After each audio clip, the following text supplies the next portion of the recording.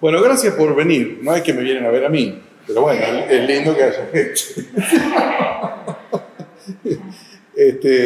Fue una ocurrencia hace unos cuantos días atrás, mirando un poquito así lo que iba a ser el mes de enero. El 25, la conversión de San Pablo. Me acordé que tenía un poco de material y digo, bueno, por ahí sirve ofrecerlo así, no como una clase, no quiere ser eso, una clase.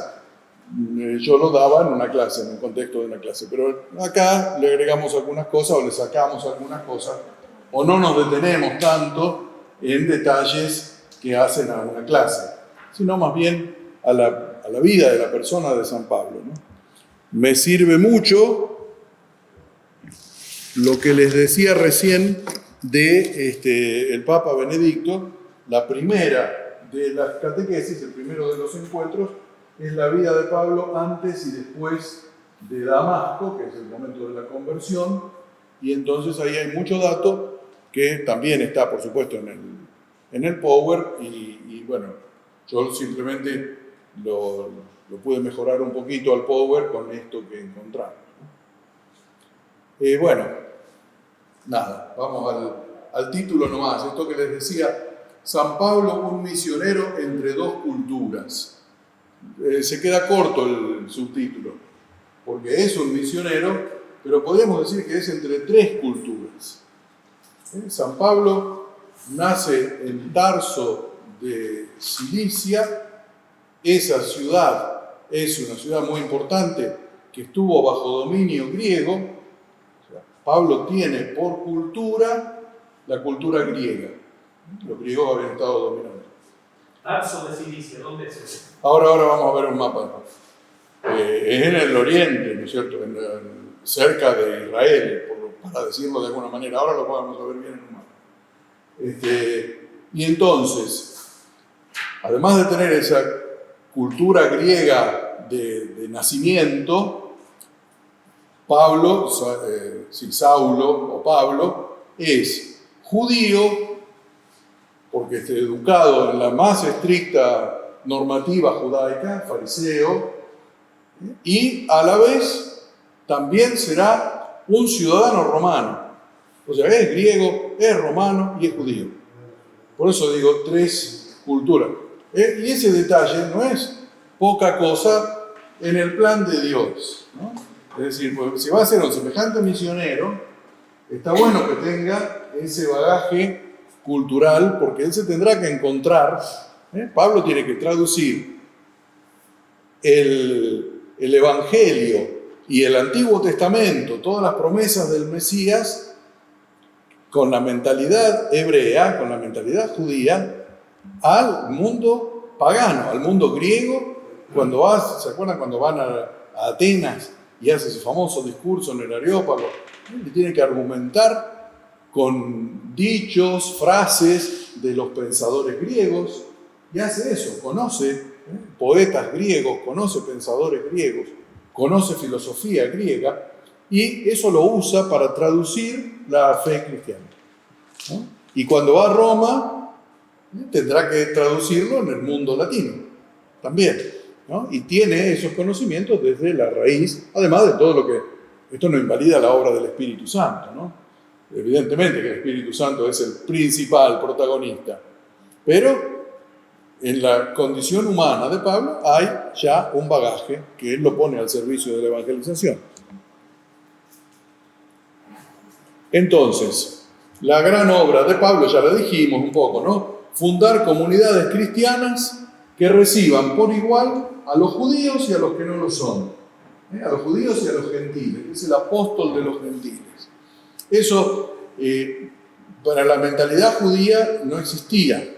Es decir, el judío estaba con el judío, y el que se incorporaba, un extranjero que quería hacerse judío, tenía que adaptarse a todas las costumbres judías, tradiciones, etc., además de conocimiento de la Biblia, ¿no? Bueno, en el caso de Pablo va a predicar, primero va a predicar a las sinagogas, a los puntos religiosos judíos que están fuera de Israel. Pero después, cuando ahí los judíos lo rechazan, sale a predicar abiertamente a los extranjeros. Hola, ¿cómo va? Hay sillas, ¿eh? Sí, ahora. ¿Cómo va? Entonces, bueno, eso es es decir, será el apóstol universal, el apóstol que abre la comunidad que era solamente de judíos convertidos a paganos, a los gentiles, a los extranjeros. Entonces, la secta judía de los cristianos, así nació nuestra fe. Éramos una secta dentro del judaísmo al principio, ¿no? Después cada vez se fue separando más la iglesia de la sinagoga, podríamos decir.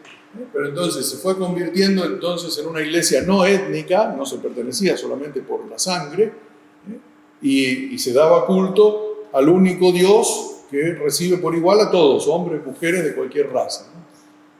Y por otro lado, el otro gran valor de Pablo, el autor de los textos escritos más antiguos del cristianismo. Los primeros textos que tenemos en la fe cristiana son de Pablo. La primera carta a los Corintios, el capítulo 15, es lo más antiguo del Nuevo Testamento, antes que los Evangelios.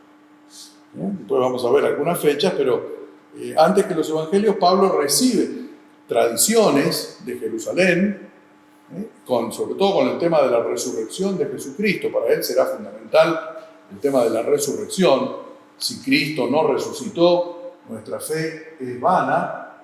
Entonces él, ese tema concreto de la resurrección, lo único, y creo en el Espíritu Santo. Es decir, la frase, nosotros en castellano no la tenemos así, pero en griego empiezan con una preposición que engancha una cosa con la otra, y eso quiere decir que era como un versito aprendido, ¿no? Que era ese credo, ese esqueleto de la fe, que Pablo lo transmite en primer lugar. Dice Pablo en la primera de los Corintios 15, lo que yo les transmito es lo que yo a mi vez recibí, que el Señor Jesús murió y fue sepultado, ese que es el que va enganchando, que resucitó al tercer día, que subió a los cielos, y esa es la página primera que podemos decir que fue puesta por escrito. Además de todos los escritos que nos dejó en el Nuevo Testamento. Es interesante, si nos motivamos, sería muy bueno, o tomar el libro de los Hechos de los Apóstoles de San Lucas y decir, bueno, lo voy a leer un capítulo o 2 por día hasta que lo termino, no es tan largo. O si no, carta de Pablo, una cada tanto, ¿no? Es decir, bueno, este mes de febrero que vamos a iniciar, la carta a los romanos, el otro mes, con esas 2 o 3 hojitas que hay de introducción que nos van a decir en qué año, en qué circunstancia. Eso te ayuda a ubicar el panorama. Bueno, ahí vamos, acá vienen los mapas. Entonces, esto es simplemente para tener una idea de cómo vivían los judíos desparramados. No estaban solamente en la Palestina, no estaban solamente en Tierra Santa. Esto es en el siglo I aproximadamente, ¿no? Los judíos son comerciantes hasta el día de hoy. Y entonces, en todo el mundo conocido, había una colectividad ahí que hacían el negocio y vivían. Se integraban, ¿no? En las ciudades griegas, en las ciudades egipcias, y después allá llegaban hasta Roma, y seguramente que mucho más. Pero bueno, ahí, ¿por qué pongo esto?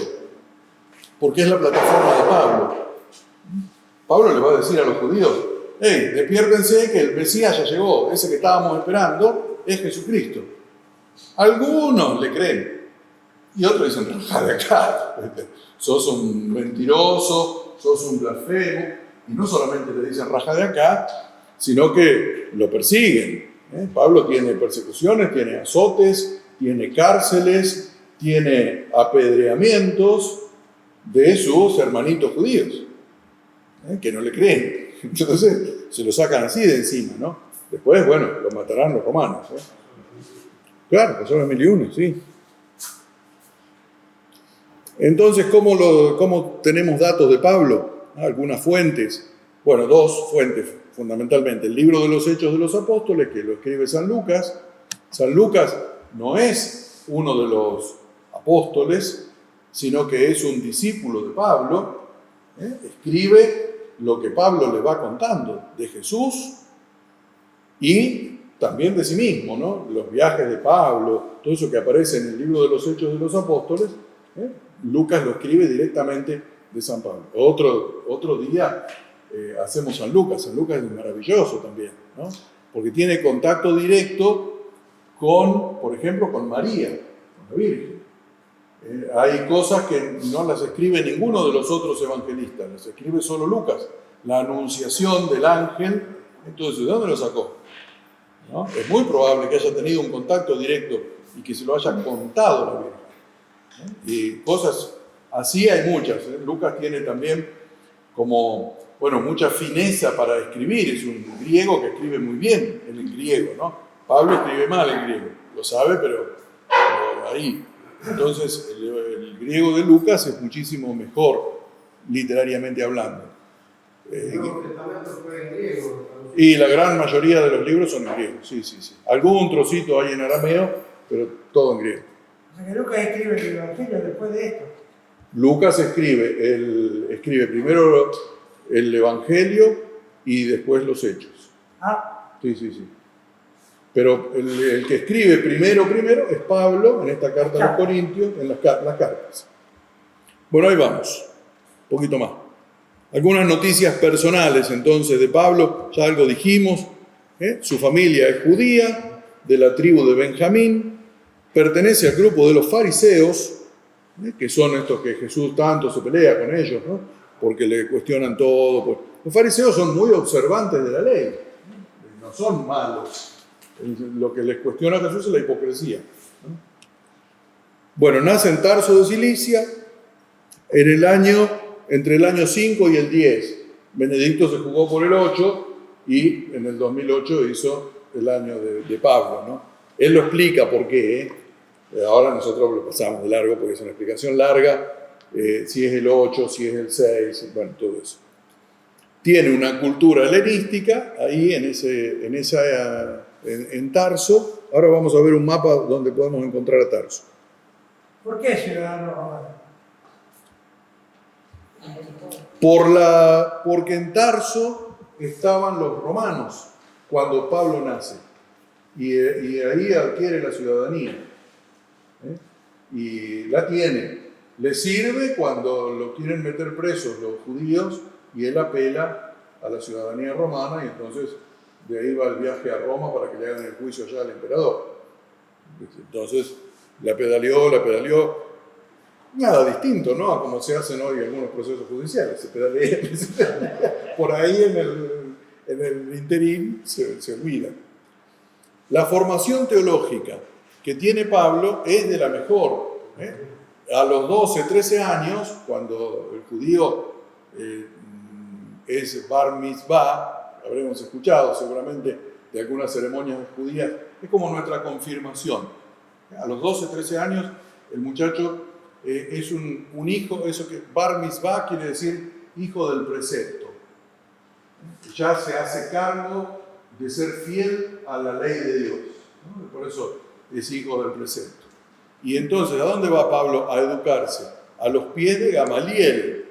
Gamaliel era un súper rabino, es decir, lo mejor de lo mejor, y a la vez pertenecía a la escuela, el abuelo de Gamaliel había sido el gran rabino Gilel, que aparece en otros pasajes de la Biblia, y entonces, bueno, tiene, ya les digo, la mejor escuela de los fariseos, los más rígidos fariseos.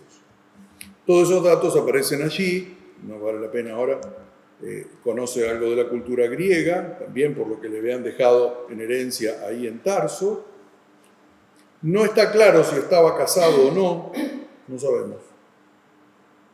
Y el nombre es de naturaleza judía, Saúl, pero después tiene como así un paso al latín, Paulus. Bueno, los primeros años después de la conversión. La conversión, hoy dijimos algo en la misa, porque algunos no estuvieron. La conversión de Pablo es una cosa así, bien ¿no es cierto? Más que puntual. Fue así, él dice muerte y vida, ¿no? Muerte y vida. Es decir, no es un proceso en el que él va comprendiendo que tal vez puede ser, que según dicen las Escrituras, me voy convenciendo de que Jesucristo es el Mesías. No, él iba a perseguir a la iglesia en Damasco, a buscarlos para llevarlos presos. Una luz lo envuelve y lo deja pavote y se cae, ¿no? Ahí queda ciego. Lo llevan a Damasco, está en oración, y ahí a los 2 o 3 días aparece un cristiano, Ananías, al que Dios manda que lo vaya a bautizar, porque yo lo elegí para que sea un testigo por todos lados, ¿no? Y bueno, ahí Pablo se bautiza y ahí empieza a ver, ¿no? Eso está interesante, la ceguera y la visión. La visión es cuando se bautiza, ¿eh? Como que está ciego antes, ¿no? Es decir, la fe lo permite ver. Y ahí, bueno, Pablo, ¿qué es lo que tiene? ¿Qué es lo que lo convierte? El encuentro vivo con Jesucristo. ¿Quién sos? Cuando Pablo le pregunta, es decir, en ese momento de la luz que lo envuelve, que se cae, que queda ciego, escucha que alguien le dice, Saulo, Saulo, ¿por qué me persigues? ¿Y quién eres? Yo soy Jesús el que vos perseguís. Y tiene después varios encuentros con Jesús resucitado. Es el mismo Jesús el que le revela, le muestra enormes misterios que después los transmite, ¿no? en sus cartas. Entonces, por ese lado, la conversión esta en Damasco, si Pablo nace en el año 8, es hacia el año 36, un poquito tiempo después de la resurrección del Señor. Y ahí tiene conciencia ya de su misión universal. Vamos a pasar más rápido. Desde ahí se va a Arabia, no sabemos qué va a hacer Arabia.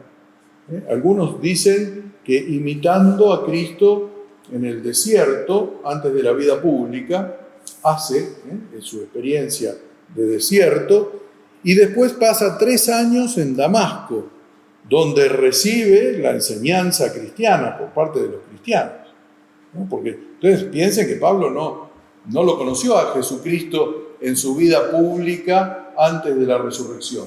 No se formó con Jesús, no escuchó el discurso de la montaña, no lo vio hacer milagros, no lo encontró de grande ya. Entonces, él se forma ahí, tiene como bagaje toda la tradición judía. Entonces, lo que dice Pablo siempre es, claro, esto es lo que anunciaron los profetas, ¿no?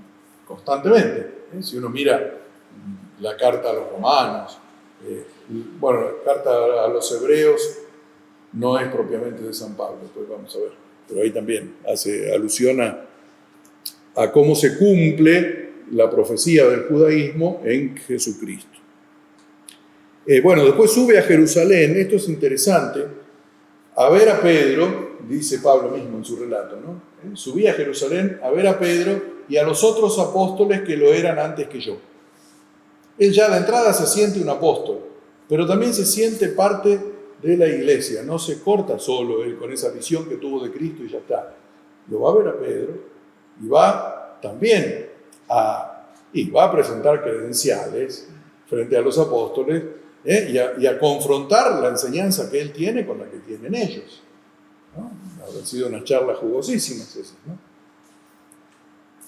Digo esto porque a veces se lo enfrenta con una mirada muy reducida a Pedro y a Pablo. Entonces, la iglesia paulina y la iglesia petrina. Eso es un cuentito.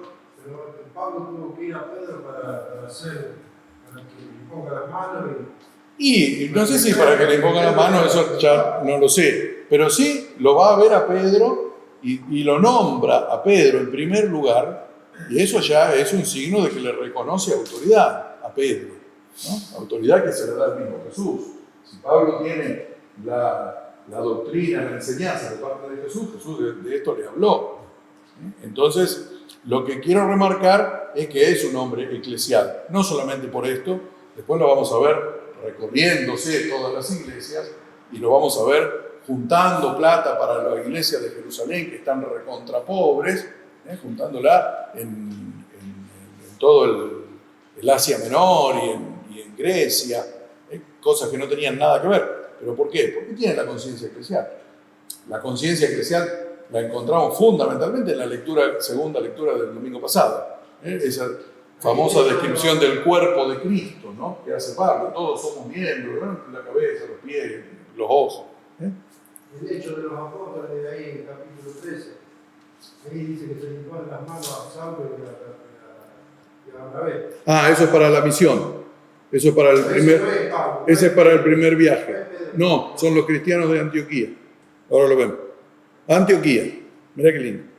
Antioquía es la primera ciudad, podemos decir, donde se los llama cristianos a los discípulos de Jesús. Se los llamaba seguidores del camino, se los llamaba nazarenos. La primera vez que los nombran como cristianos, eso lo dice el libro de los Hechos de los Apóstoles, es Antioquía. A ver si vamos a un mapita antes de... Después volvemos para atrás. Ahí está. ¿No? Ahí. Bueno. No importa. Acá, ustedes ven Jerusalén, donde está acá abajo de todo. Donde está la flechita verde y se junta con la que va hacia arriba. Bueno, la que va hacia arriba termina en Antioquía. Dice Antioch, en Siria. Bueno, ahí entonces tenemos a Antioquía, es esta ciudad que ya está fuera de Palestina. Es una ciudad ya, entonces, en las afueras de la Tierra Santa, por decir así, porque está en Siria, Antioquía de Siria, y ahí será un centro cristiano desde donde sale Pablo. Acá también está Cilicia. Oye, bueno, vamos así. Ahí donde está el punto índice. Tarso de Cilicia está ahí adentro. ¿Se ve? Sí. Bueno, entonces ahora saco de vuelta el mapa y voy acá, a la Antioquía. Ahí entonces habitaba una colonia judía, es decir, era una ciudad ya también del Imperio Romano, pero fuera de Israel. Los judíos estaban ahí porque era un centro comercial y había dinero. Y entonces ahí vamos nosotros también. Claro, por supuesto.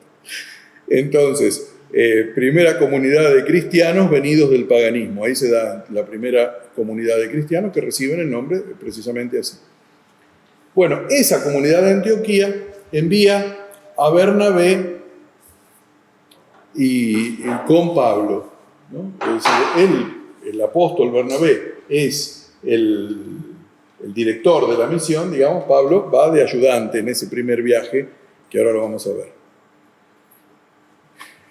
Se produce un lío porque en estas ciudades donde los cristianos vienen del paganismo, bueno, hay cristianos más conservadores en Jerusalén, que son todos cristianos venidos del judaísmo, y entonces dicen, pero ¿cómo? Ellos vienen del mundo griego, vienen de adorar cualquier verdura, tienen muchos dioses, qué sé yo, están todos contaminados. Tienen que cumplir con la ley de Moisés, primero, para ser cristianos. En los varones significaba la circuncisión, ¿no? ¿Entendieron? Bueno, y a la vez tantas otras cosas, ¿no? La comida, las abluciones, los lavados de las manos, qué sé yo, la cantidad de cosas que tenían los fariseos.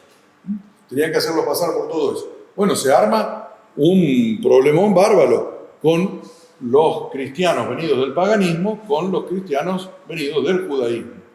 En el libro de los Hechos hay líos importantes porque ahí surgen los diáconos. Porque parece que en el servicio de las mesas primero atendían a los judíos venidos del judaísmo y si quedaba algo le tiraban a los que habían venido de afuera. Se quejaron, se armaron. Es decir, divisiones había antes, ahora estamos bárbaros. Y bueno, ahí también, ¿no? Va la segunda visita a Jerusalén de Pablo, valida su evangelio y se produce en Jerusalén lo que se llama el Concilio de Jerusalén. Se reúnen los apóstoles y se trata el problema y lo resuelven por mandato. Después va a haber una... A ver si está acá. No, qué lástima. Bueno, nada, se manda que los paganos que se hacen cristianos solamente crean en Jesucristo, atiendan a los pobres y se hagan bautizar. Ya está. No pasan por todo el judaísmo, ¿no? Es el primer concilio. Llamado así, pero sí estaban los apóstoles y se resuelve eso en favor, digamos así, de los paganos, en favor de nosotros. Bueno, el primer viaje misionero comienza desde Antioquía. Ahora después vamos a ver el mapa de vuelta. Como les decía, primero va a las sinagogas, después va a los paganos, primero va a los judíos, después va a los paganos. Hay una discordancia entre lo que cuentan los hechos y lo que cuentan las cartas. Bueno, y ese primer viaje misionero termina de vuelta en Jerusalén. Ahora vemos el mapita. Sale de Antioquía, entonces ya lo vimos dónde estaba. Va a Chipre, la isla, pasa al continente, que es el Asia Menor, y entonces después vuelve a Jerusalén. Ese viaje, propiamente, algunos dicen que no es el viaje de Pablo porque va a cargo de Bernabé. Pablo va de ayudante. El concilio de Jerusalén, ya lo dijimos recién, esto lo paso rápido. Necesidad de aclarar, viaje de Pablo, Bernabé, 3 prohibiciones: no comer carne ofrecida a los ídolos, no comer carne de animales sin desangrar, no mantener uniones ilegales. Y lo otro, ¿no? Hacerse bautizar, atender a los pobres. Bueno. El segundo viaje misionero. Ahí se ve menos el mapa. Pero también sale de Antioquía, va a Tarso, donde había nacido, Tarso de Cilicia, y sigue por el Asia Menor, pero no por la costa, sino por dentro, hasta Tróade, allá Troas, frente a Grecia, ¿no? Bueno, ahí tiene el sueño y ve al macedonio que lo llama: venía a ayudarnos. El Papa Benedicto dice: es la Europa naciente que llama a la fe cristiana. Interesante, ¿no? Una mirada espiritual, ¿no? Pero linda. Y bueno, entonces pasa ahí a Macedonia, va a Atenas, Corinto, Éfeso, y después a la vuelta otra vez a Jerusalén. Entonces acá también se ve que el carácter de Pablo no era manso. Cambia de compañero con Bernabé, un viaje está bien, Bernabé. Entonces, ahora Pablo se buscó a Timoteo y después más adelante a Silas. Son personajes importantísimos en la misión de Pablo. Los dos eran obispos, y Pablo les dirigirá, por lo menos a Timoteo y a Tito, les dirige las cartas pastorales.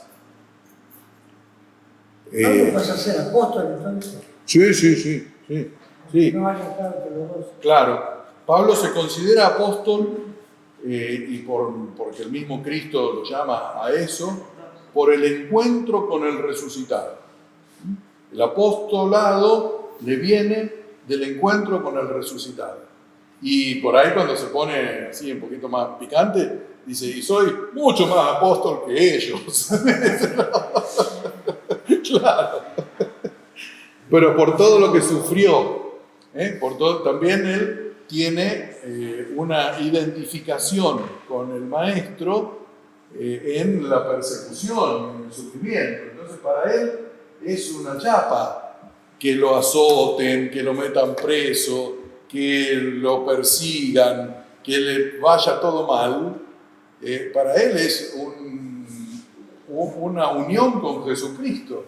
Y entonces, como dice él mismo, ¿no? Para mí la vida es Cristo y la muerte es una ganancia, ¿no? Entonces, por supuesto que sufre, pero mirándose frente a Jesucristo, para él es una alegría padecer como padece el Maestro. Eso están las cartas preciosas, ¿no? Ese tema. Bueno, a ver si tengo acá alguna cosita más del segundo viaje que puede ser interesante decirla, ¿no?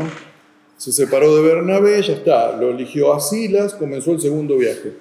Esto está en el libro de los Hechos, está todo esto, ¿no? Después de recorrer Siria y Cilicia, volvió a la ciudad de Listra, y ahí tomó consigo a Timoteo, atravesó Anatolia central, no llegó a Troas, bueno, vio al macedonio que lo llama, y ya está. Bueno, interesantísimo también el encuentro con el mundo griego, ¿no? No solamente allá cuando pasa a Macedonia, sino cuando va a Atenas. Pablo tiene dos discursos, están en el libro de los Hechos. El famoso es en el discurso en el Areópago.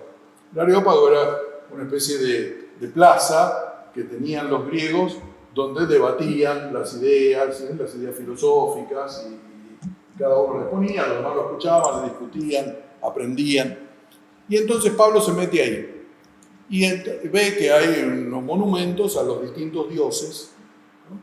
Y tienen todavía un altar al dios desconocido. Es decir, un por las dudas. Si hay alguno que nosotros no le estamos dando culto, para que no se enoje, vamos a ponerle, aunque sea ahí, un altarcito.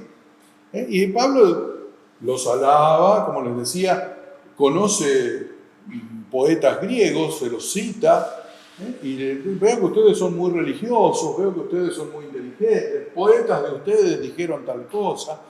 Bueno, y veo que también tienen una estatua al Dios desconocido. De ese les vengo a hablar. Es el que creó el cielo, la tierra, el universo. Bueno, bárbaro, todos lo escuchaban, iba bien.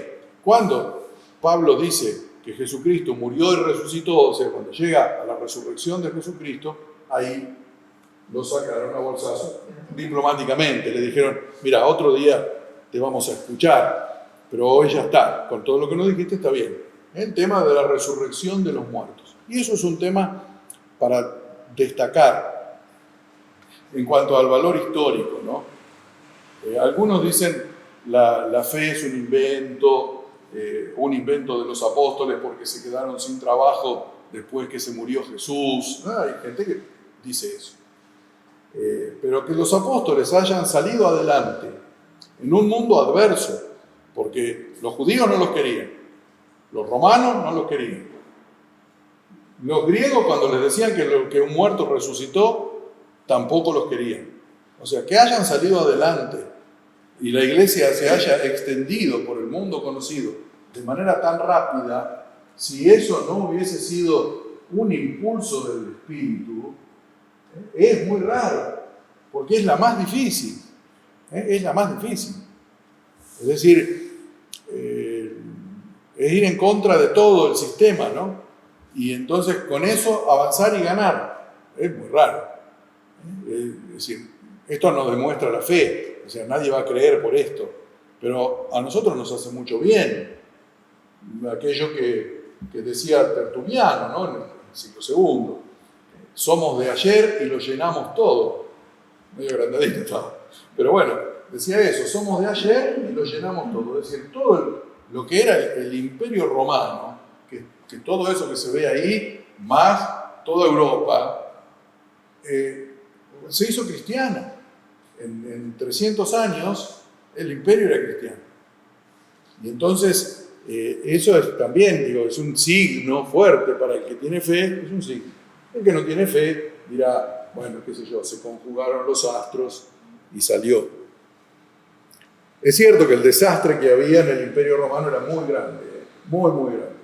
Era un desastre, religiosamente era un desastre, mal, porque habían entrado creencias de los pueblos persas, de los egipcios, y era todo un gran cambalache.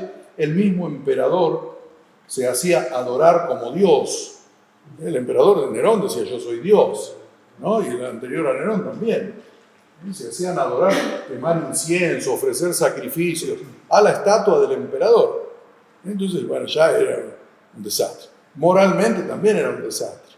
Entonces, cuando vienen los cristianos un poquito más ordenaditos, bueno, entraron también, ¿no? Pero no solo por eso, evidentemente que no solo por eso. Bueno, ahí también se da el encuentro con Aquila y Priscila. Los que vieron la película, aparecen Aquila y Priscila en esa compañía constante que tiene Pablo. Se apoyará muchísimo en este matrimonio, que también como él son loneros, eran fabricantes de carpas, ¿no? Y ese trabajo manual Pablo lo tuvo hasta el final, y Aquila y Priscila también trabajaban en eso, se encontraron en el camino y ya nomás se separaron. ¿Qué más? A ver, vamos a pasar más rápido acá. De vuelta a Jerusalén, y ya está. Ahí está ese segundo viaje que va y vuelve por el mismo lugar. Tercer viaje. Repite unos cuantos lugares en el tercer viaje.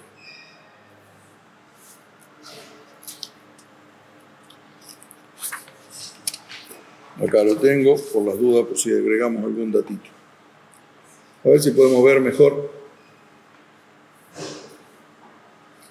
Se establece en Éfeso como un centro de actividades. Éfeso ya está, el Asia Menor, lo tenemos ahí, ¿no?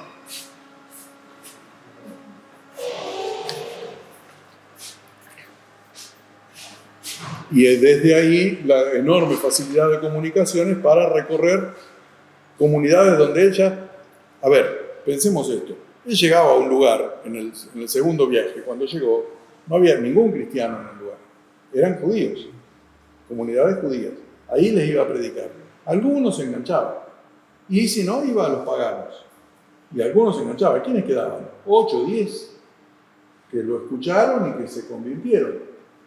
Y que después se seguían reuniendo en la casa de uno. O sea, no pensemos templo, no pensemos obispado a 100 kilómetros, no, nada de eso, ¿no? Es decir, la iglesia eran las casas de la gente a rezar, a orar con el material de los judíos, con los salmos, con los mismos horarios, y luego si algún textito, algún papiro, ¿no? que había dejado algún Pablo cuando pasó, o algún otro cristiano que trajo, ¿no?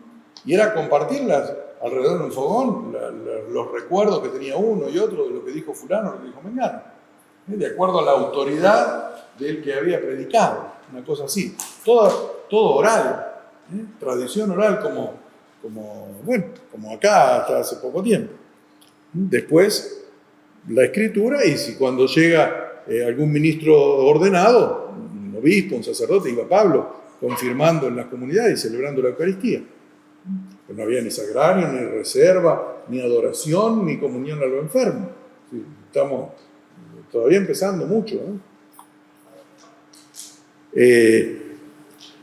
Acá, bueno, también siempre se pelean con los judíos del lugar, lo denuncian, y si tienen suerte con esa denuncia, bueno, las autoridades romanas que están, no quieren lío, lo meten preso al revoltoso. Eso siempre fue así. Y ahí va Pablo a la prisión. Tiene conflictos en Corinto, también con los corintios siempre tuvo conflictos. Ustedes leen las 2 cartas de los corintios, siempre hay problemas. Los corintios se pelean porque cada uno quiere ser el del don más importante. Yo tengo un don más importante que el tuyo. Y yo sé más que vos, y a mí me bautizó Apolo, entonces vos me tenés que respetar a mí porque Apolo fue el primero que trajo la fe, no Pablo vino después. Bueno, entonces las cartas de Pablo a los corintios son duras, son duras. ¿Por qué? Dice, ojo, no separen a Jesucristo. Acá el centro de la cosa es Jesucristo, no Apolo, no Pablo, de eso no valemos nada. Bueno, siempre va a haber ahí conflictos con los corintios. Por eso son las cartas que leemos siempre cuando tenemos problemas en nuestra propia comunidad. Los dones, hay diversidad de dones, pero un solo Señor. Bueno, todo eso. El mismo Espíritu que... Claro. Hay dos. Una tercera que se perdió, pero yo no la tengo. Y acá también esto que les decía de la vuelta a Jerusalén con dinero para los pobres de Jerusalén, que le estaban recontrapasando mal. Y bueno, ¿por qué la pasaban mal? Y porque los perseguían los mismos judíos. Ellos eran judíos que habían traicionado su propia fe para los viejos judíos. Y estaban en Jerusalén. no estaban en otro lugar de paganos, más abierto, más light. No, era dura la cosa. Entonces perderían los trabajos, es decir, la gente los desprecia y bueno, entonces hay que ayudarlos. Un sentido también de pertenencia eclesial. ¿Vamos bien? Sí. Bueno, último. Los últimos años de prisión y martirio. Es ese viaje final a Roma. Algunos hablan de 2 viajes. Bueno, tenemos contado ahí uno. También de Jerusalén, pero ya sale detenido. En Jerusalén lo querían ajusticiar, pero él interpone la ciudadanía romana. Entonces lo dejan preso un tiempo hasta que sale un barquito para Roma. Bueno, allá va. Son kilómetros, qué sé yo, debe haber 5.000 kilómetros, 4.000 kilómetros de Jerusalén a Roma en barco. Eso ya lo hizo 3 veces. ¿No? Entonces creo que así en los trailers de la película hablaba de 16.000 kilómetros, ¿no? 16.000 kilómetros en 30. 16.000 kilómetros en 30 años en los medios que había en aquella época, ¿no? Interesante. Bueno, entonces ahí en ese famoso viaje a Jerusalén, bien digo, envía una carta a los romanos, el camino a Roma, donde dice que los quiere ir a visitar, todo, muy lindo. La carta a los romanos después tendrá una cantidad enorme de enseñanzas, ¿no? Sobre el bautismo, el valor de la fe. Pero bueno, no podemos ver todo. Otro día vemos el contenido de Pablo. Hoy es la vida, un poco los viajes y cómo termina. Acá también hay algunos datos históricos que nos ayudan mucho. Esto de en Jerusalén es apresado y el gobernador romano es Porcio Festo. Ahora lo encuentren rápido. Sí, acá está.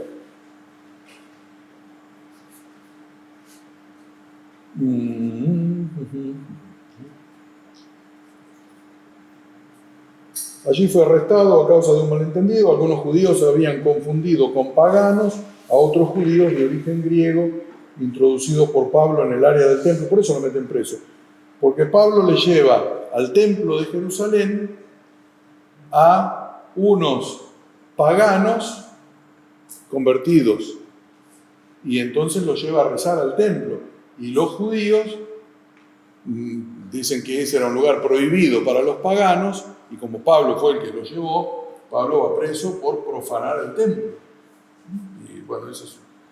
Bueno, esto tiene lugar en Judea, mientras era procurador imperial Antonio Félix. Lo meten en la cárcel a Pablo con Antonio Félix, hasta que salga un barquito y hasta que resolvamos cuándo lo mandamos a Roma. Tras un periodo de cárcel, no se sabe cuánto, dado que por ser ciudadano romano había apelado al César, entonces el César era Nerón, el procurador nuevo, o sea, pasó Antonio Félix, el procurador nuevo, Porcio Festo, lo envió a Roma con una custodia militar. Y de esto hay datos. Es decir, este Porcio Festo figura en listas romanas de procuradores de Judea. ¿Me explico? Es decir, el dato nosotros lo tenemos en la Biblia, pero también lo tenemos en una lista del Imperio Romano con el mismo nombre que figura en la Biblia. Y eso le da mucho peso. Es decir, el dato histórico se afirma y decimos, bueno, no es un cuentito, ¿no? No nos cambia la fe, pero digo, tiene apoyos, y muy especialmente San Lucas es el que se dedica a dejar muchos mojoncitos así coincidentes con la historia pagana, ¿no? Con la historia que no está en la Biblia. Bueno, lo trasladan a Roma. Ahí puede haber habido un viaje a España, ¿cómo se llama? Bueno, la parte catalana, digamos, de España, es decir, el norte que da contra el mar Mediterráneo, el sur de Francia, digamos así. Bueno, ahí afirman que Pablo llegó, ¿no? Hay algunas ciudades viejas, Tarragona, ahora me acordé. En Tarragona dicen que Pablo llegó hasta ahí, en un viaje que no figura. en la intención de Pablo está, y él lo escribe cuando vaya a España, pero no hay confirmación fehaciente de eso, ¿no? Bueno, mientras va a Roma, ahí, bueno, lo salen a esperar, hay varios, llega a la isla de Malta, cruza la Sicilia, estando en Siracusa, luego a la Reggio Calabria y a Roma. En Roma lo salen a recibir algunos cristianos a unos 70 kilómetros, lo van a esperar, y otros a unos 40 kilómetros. Esos 40 kilómetros es un lugar que no hace mucho se redescubrió, que se llama Las Tres Tabernas. Digo, se redescubrió porque arqueológicamente investigaron y encontraron ese lugar que cita Pablo como lugar de llegada. Bueno, rapidito, ya estamos terminando. El bagaje que nos deja Pablo, las cartas. Las cartas de Pablo, bueno, ¿qué son? Son cartas, son epístolas, tienen la forma de la época para una carta, ¿no? Era así. Lo primero va el saludo inicial, luego una bendición y acción de gracias. Si uno agarra cualquiera de las cartas, los saludos iniciales los tenemos nosotros también en la misa, ¿no? Cuando iniciamos la misa, ¿no? Pablo, carta a los Filipenses, empieza así, saludo inicial. Pablo y Timoteo, servidores de Cristo Jesús, saludan a todos los santos en Cristo Jesús que se encuentran en Filipos, como así también a los que presiden la comunidad y a los diáconos. Llegue a ustedes la gracia y la paz que proceden de Dios, nuestro Padre, y del Señor Jesucristo. Estos saludos, así esta partecita, llegue a ustedes la gracia y la paz de parte de Dios, nuestro Padre, y de Jesucristo, están tomadas acá y se usan en el inicio de la misa. Por eso no es un saludo cualquiera, es un saludo con la palabra de Dios, ¿no? Y entonces luego sigue una bendición y acción de gracias. Acá sigue una acción de gracias. Doy gracias a Dios cada vez que me acuerdo de ustedes, son muy buenos, los quiero mucho, ¿no? Todo. Y después llega con algún otro tema, ¿no? El cuerpo de la carta, ¿no? Que sigue. Las noticias personales, eso se cumple perfectamente acá en la carta a los Filipenses, este mismo esquema. El papel no existía en esa época, ¿no? No, es papiro. Papiro o ¿cómo se llama? El corderito, el carnerito. El cuero de animal. Sí, el cuerito de animal, pero pergamino, eso, sí, el pergamino. Pero en general el papiro. Papiro es ahora vamos a ver, es un entrecruzamiento de fibras de la planta de papiro. Entrecruzan las fibras, se deja secar y se escribe arriba.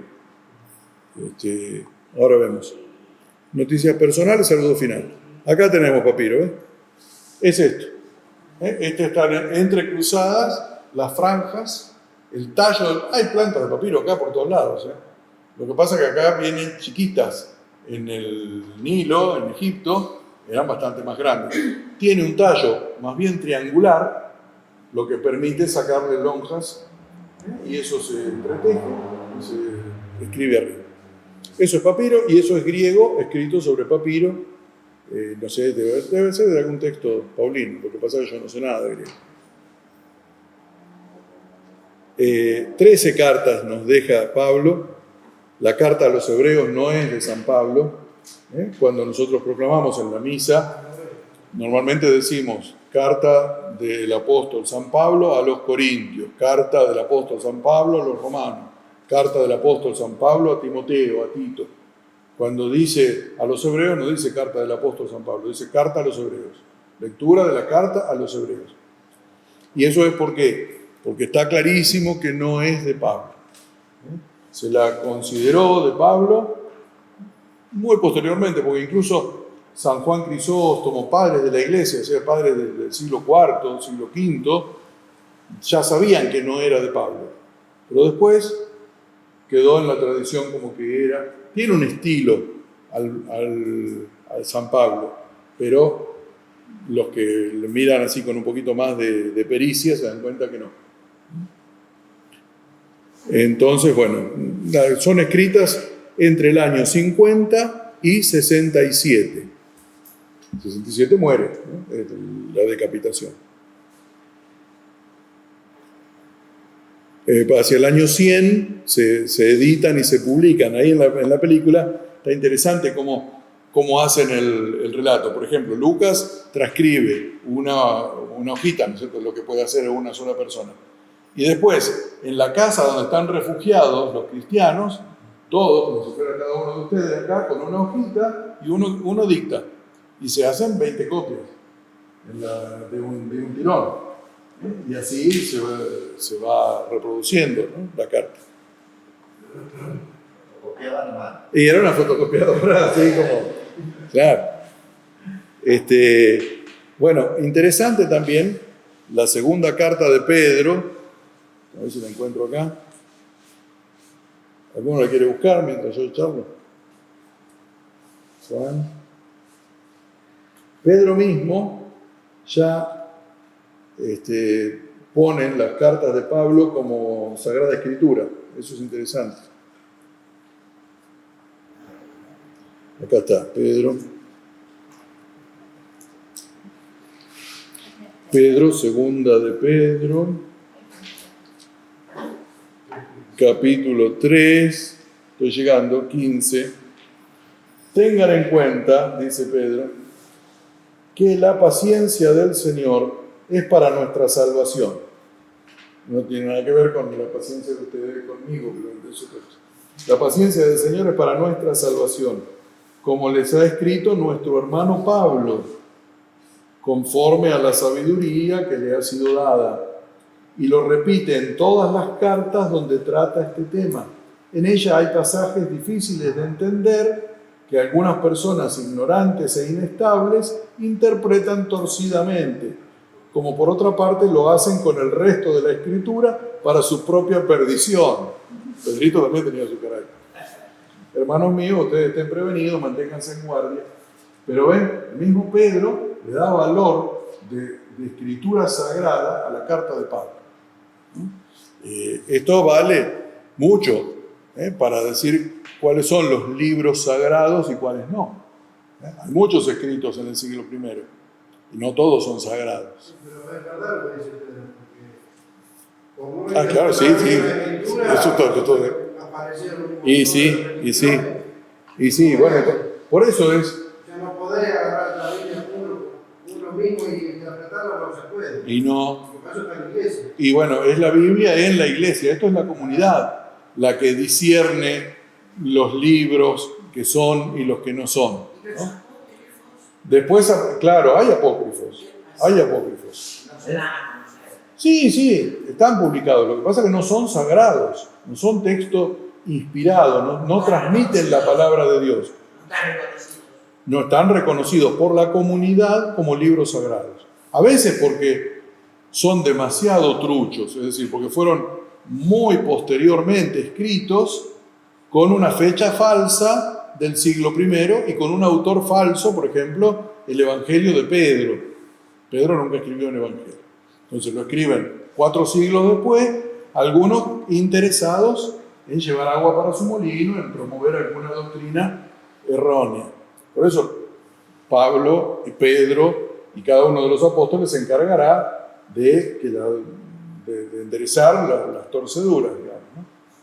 Pero los apócrifos existen, uno los puede leer, pero sabiendo que no son palabra de Dios y teniendo una mirada crítica, por lo menos no de uno porque uno no es un especialista, pero buscando comentarios de los especialistas para que veamos que no son contemporáneos a Jesús, ni tampoco son de los primeros siglos, sino que por ahí son cosas escritas malintencionadamente. ¿Cómo? Y algunos no sabemos, porque usaron el nombre, eso es una costumbre bastante difundida en la antigüedad, usaban el nombre de un famoso para darle autoridad a lo que escribían. Entonces, esto de Pablo, esto de Pedro, esto de Lucas. Por eso San Juan en el Apocalipsis 22:18 dice: a todo aquel que le agregue algo a este libro, le dio. Y bueno, claro. Ya se estaba escribiendo cosas de más. Exacto. Agregando, y otro estaba sacando. Cierro. con nada. Estas son las cartas. Simplemente estas son algunas precisiones, pero no hace falta. Nos quedamos con eso, con que hay 13 cartas y con todo lo que nos dice de Pablo el libro de los Hechos de los Apóstoles. Va una cronología, después esto lo subiremos, ustedes lo pueden tener también, una cronología aproximada de lo que estuvimos diciendo. Ahí no está cuando nació, simplemente desde la conversión en Damasco hasta la muerte, ¿no? Pero son aproximaciones, ¿eh? La muerte es más en el 67 que en el 64. Por ahí le erramos así, por 2, 3. La muerte de Pedro fue bastante cercana o junto. Sí, muy cercano, muy cercano. También bajo la persecución de Nerón. La muerte de Pedro y Pablo se dan en ese contexto. Nerón es el emperador, la ciudad de Roma está harta de Nerón, pues es un loco. Nerón, para distraer la atención, ve en esta secta que había, que eran los cristianos, una oportunidad, incendia la ciudad y culpa a los cristianos.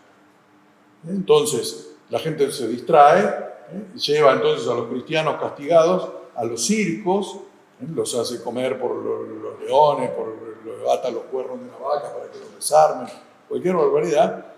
Y bueno, con eso él pensaba zafar del malestar que había popular, ¿no? Bueno, no fue así, pero sí murieron muchos cristianos. Pedro muere en el circo de Nerón. El circo de Nerón está donde está ahora la iglesia del Vaticano. Ahí estaba el circo de Nerón, y es sepultado ahí nomás, afuera del circo, que había un cementerio. Y Pablo muere en donde está la Basílica de San Pablo, en la otra punta de Roma, ahí muere decapitado. Pero es más o menos contemporáneo, sí.